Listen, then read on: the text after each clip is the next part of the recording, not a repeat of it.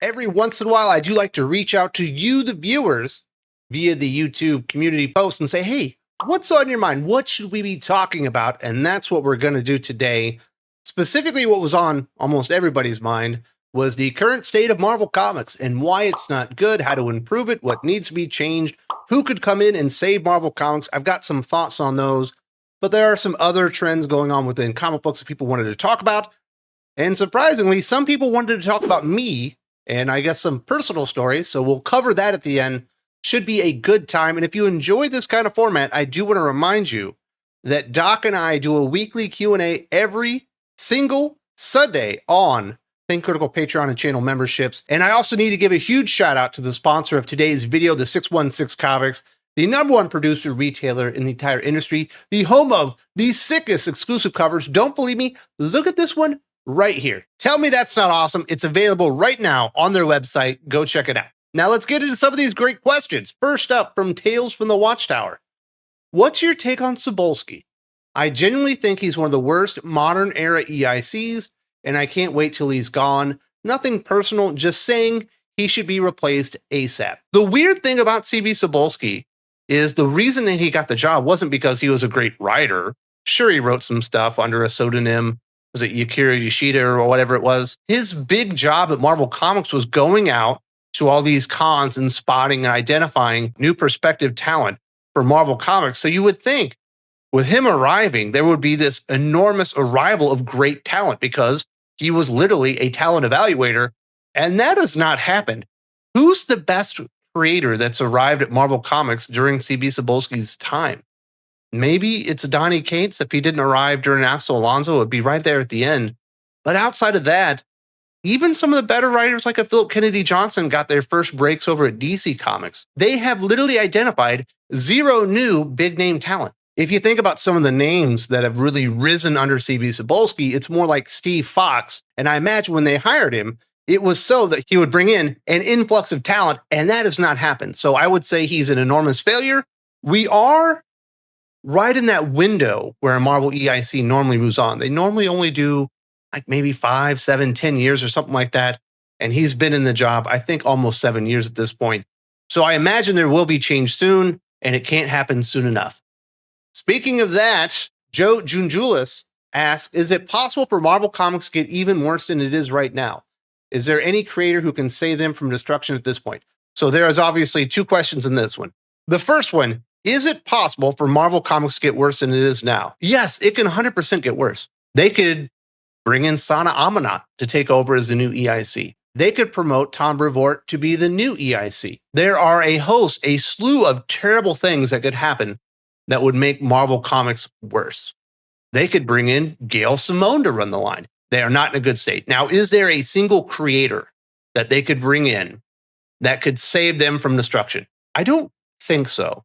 Now, certainly they could bring in 2 or 3 creators that could really reinvigorate the line, bring up the quality, maybe have some relationships with great artists and really elevate things. If they brought in a creator like a Mark Millar, along with, maybe a Scott Snyder over to DC Comics, would that get people excited? Absolutely. But those guys are mostly inaccessible. I don't see Mark Millar coming back to comic books. He's more of a movie producer these days.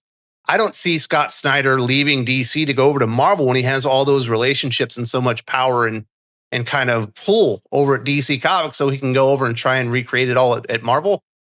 There aren't a lot of really awesome top flight names be willing to come in and really save the company. So I don't think there's like one creator right now that I can see that would just change everything. Todd McFarlane, maybe. Maybe if he came back to Marvel Comics, was like, you know what, fuck it, I'm doing Spider-Man again. I think that would blow some people's minds, but that might even be temporary. Next up, we have 22695750. Strange name, but I like the question. Who do you think is the best person to take over as Marvel editor-in-chief to fix the absolute mess they're in? Also, who do you think that person should fire or retain from the current personnel at Marvel? This is a question that I actually think about a lot. Like I've mentioned, I'm expecting Marvel Comics to announce a new EIC within the next year or two. And the 3 names that would be the best case scenarios. And when I think best case scenarios, I'm thinking what Jim Shooter was able to do, obviously Stan Lee, Roy Thomas, Joe Quesada. What do those EICs all have in common?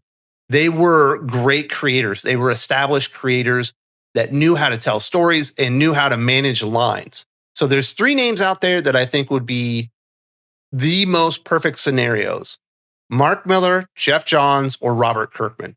I think Mark Millar is essentially inaccessible, like I said, because he's a Netflix exec at this point, and I don't know that he wants to take a step back in his career unless he's made so much fuck you money that he just wants to do it to prove that he can. Robert Kirkman, I also think, is probably inaccessible because I believe, or I imagine from his Walking Dead, Invincible, soon to be Transformers, G.I. Joe cartoon money, he's probably also got fuck you money. And he's already a C-level suite over at Image Comics where he gets to control and do whatever he wants, regardless of what anybody says. And that is a good place to be. So I think those two would be absolutely magnificent. I think Robert Kirkman would be the ideal hire, to be completely honest, but I don't imagine that Marvel Comics could actually pull it off. Geoff Johns feels like he could be more accessible. Now, he does have Ghost Machine, obviously an imprint at Image as well, but he's not a C-level suite there. He hasn't had the successes of a Mark Millar or Robert Kirkman outside of comic books to really elevate that cash flow. And I imagine if Marvel could say, hey, we'll bring your Ghost Machine imprint under Marvel Comics, we'll allow you to do that. As long as you're the EIC, you can write a couple of Avengers stories a year, bring in some of those artists that you love, and we'll give them good paydays, that he would be the most accessible of the three. But even then, I don't see Geoff Johns just champing at the bit to go over and manage Marvel because he's more been a DC guy. But he certainly had an awesome run on Avengers that is completely underrated. If you've never read the Geoff Johns Avengers stuff, it's actually really, really cool. Who would I fire? I would mostly think about the leadership. When I say leadership, I'm talking about like your senior editorial staff. Tom Brevoort would no longer be a senior editor overseeing a line at Marvel Comics. I would put him back into his historian role. I think he was better at that, and actually let him go out there and answer questions on his Man with a Hat Substack. It even caused problems. I would definitely get rid of Nick Lowe. He has been at Marvel far too long. He's been out of ideas for over a decade, and he's just frankly terrible. I might keep Will Moss. He's a little bit younger and newer to the lines, hasn't had a ton of success, but he's working with Tom Brevoort and Nick Lowe as like his mentor. So I would probably give him a shot. I would try to bring in Dan Jurgens maybe to oversee the Spider-Man line. I would prefer to see him on Superman, but we are talking Marvel at this point. And I would go out there and try to find seasoned veteran creators, maybe Wheezy to be in charge of the Avengers line, and really find people that know how to tell stories, lead and mentor, and tell people when they've written something bad and when to fix it. So those would be some of my answers of who would be the ideal replacements, who would you get rid of, how would you reassign them as far as what's going on at Marvel now. Next up, we had Nathan Seary. Why do conservative comic book writers always get shafted by the comic book industry while the leftist comic writers fail upwards? Jake 12.48 had a similar question. Are conservatives still welcome in modern comics and new comics? I think these things go basically hand in hand. No, I do not believe openly conservative creators are welcome at Marvel, DC, probably Image Comics. It's unofficial, but from everything that I've observed and what you see, comics have a current don't ask, don't tell policy when it comes to conservatism. They will not ask you if you're conservative, but if you tell, you will get fired. And that's kind of the way comic books have been for quite some time. We saw just a major purge of anybody within the comic book industry. And it wasn't just writers, artists, it was colorists, letters, all those kind of people. They were all removed from the payrolls of Marvel and DC Comics and excised for having conservative beliefs or supporting conservative people out there. So as long as you keep your opinions to yourself, you don't argue with anybody, you don't talk about what you actually believe in, you probably are still welcome. But the moment that you wear a MAGA hat or the moment that you support a Supreme Court ruling that is considered conservative, you are basically signing your death warrant as far as your employment, and you will be moved out. Maybe not immediately, but as soon as your contract is up, and they can. And that is basically what's going on within comic books. Why are leftist, writers allowed to fail upwards? Because they're part of the orthodoxy. They've been led into the group, and they want to promote each other rather than promote good storytelling. And we've been seeing that in comic books for quite some time. Next up, we have Nasib Zylilov. I apologize if I said that wrong. Why do you think major publishers keep relying on time sliding instead of letting stories reach real conclusions? It feels like constant resets kill the impact of new arcs, more deja vu than evolution, and it follows it up. Should DC and Marvel try a linear, self-contained universe running alongside the main one? Not an Ultimate 2.0, but something like Invincible, stories with a clear beginning, middle, and end for readers who want closure. Creating new IP that is successful and popular and not only moves comic books, but can transition into television shows, cartoons, movies, merchandise, video games is actually very difficult. There have been probably millions of comic book characters created over the years. How many of them are that successful? And if you created your Batman and you're able to make a new movie franchise out of it every 5 to 10 years, and you're able to get multiple cartoons out of it, you're able to get all this merchandising opportunities and all these things, why would you want the story to end? From DC's and Warner Brothers' point of view, and I completely understand that, and that's why those characters are still there, because they still sell. Certainly, they take a different tack when it comes to manga, where stories normally have a natural conclusion. But once you're these big companies like a Marvel and DC, they're owned by Warner Brothers, they're owned by Disney, there are contracts in place. They cannot let these characters go out of print, and they just continue on. It can be very frustrating, and at this point, it does feel like we are in a perpetual state of deja vu. And I don't believe that's because the characters are stale and old and you just can't tell new stories. I think the writers are just stuck on the same stories in an infinite loop basically since the 90s. And at this point, you're reading a copy of a copy of a copy of a copy, and shockingly, it's not nearly as exciting as the original. We do need some new creators to come in and provide some life to these characters and new ideas without fundamentally breaking them in the process, i.e. what a Tom King would like to do. Now, as far as should they have a side universe that is linear, that flows in time more like manga, that isn't Ultimate 2.0 or Absolute, where it's the same characters, but in another multiverse, that's basically there to compete with Marvel and DC, I wouldn't do it. It doesn't make a whole lot of sense from a business perspective when you've invested that many years, dollars, that much time and effort to create these characters, keep them in the cultural zeitgeist, transfer them over to different storytelling mediums and things like that. Why would you want to create your own competitor? Wouldn't you want to provide all your quality assets to the things that you've already invested in, rather than creating a competitor to what has essentially been your bread and butter for 80 years now? So I personally do not think that's probably a good idea. And I don't think it would work, to be completely honest. Nobody's really been able to make a shared superhero universe work outside of Marvel and DC, at least long term. Next up, we've got Rosie Draws. There's been an emphasis on writers for years. The selling point of comics has always been visual. Why has there not been another creative wave of artists? Where are the next Liefeld, McFarlane, Larson, etc.? They were inspired by Art Adams, Michael Golden, George Perez. Today we have artists whose names you can't even say and all imitate the same style. This one is actually very, very easy to track. It's all because of what happened with the Image 7. You had all these awesome artists that had come up at Marvel Comics. They had made a name. They become the superstars in the drawing cards of not only the X-Men, but certainly Spider-Man. And they were able to leverage their popularity and the elevation of their name along with the characters into moving over and creating their own comic book lines. And Marvel was sitting there scrambling. Now, obviously, they still had great artists. You had Kubert going in there and replacing these guys. So they had really good people. But I don't think that Marvel ever wants to see that happen again. They don't ever want to see an artist that gets so popular that they could literally hurt their bottom line by deciding to go on and do things for themselves. Also, if you emphasize the writer as the superstar, a writer can do 3 books a month, maybe upwards of 6. I mean, how many was Bendis doing in his heyday? And you're able to leverage that superstar writer name at the top of the marquee on multiple titles. You can't really do that with artists. Now, John Romita Jr., certainly in his heyday, could do 2 books a month, but that is very rare. The only person nowadays that can even attempt to do that, and he actually gets it done, is Dan Mora.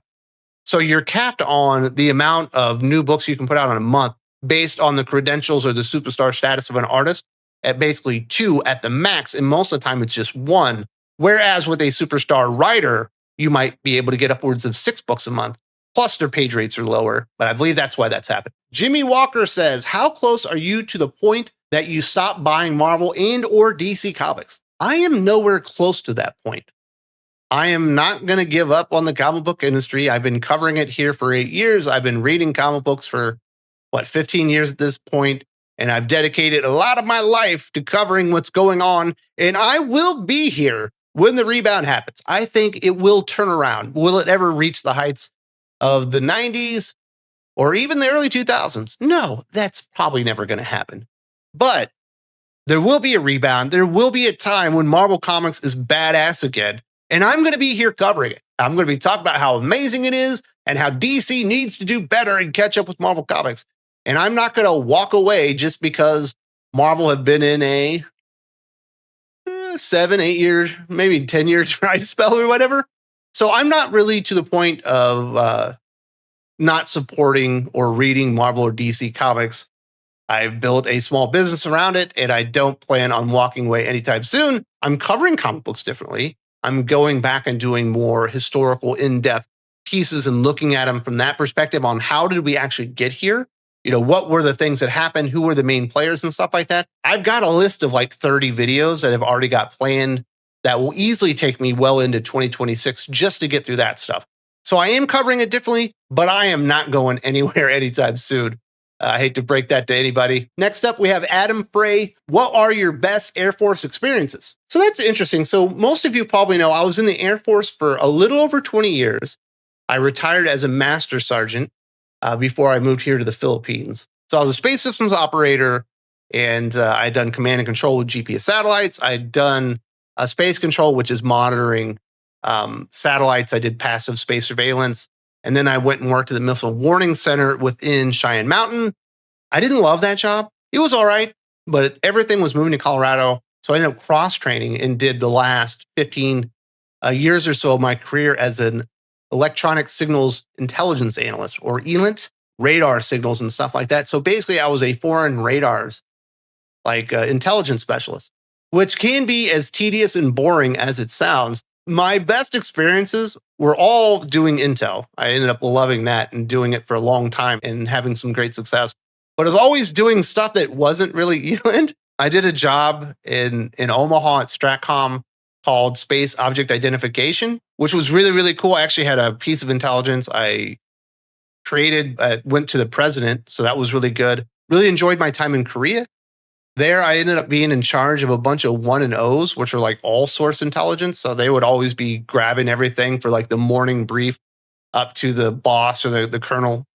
Actually, I think it was a 1-star general at the time. And I would have to put like the entire report together, even though I've never done all source intelligence in my life for the most part. And I would have to sit that up to him. So that was pretty cool. I enjoyed Korea a lot. That's where I met my wife.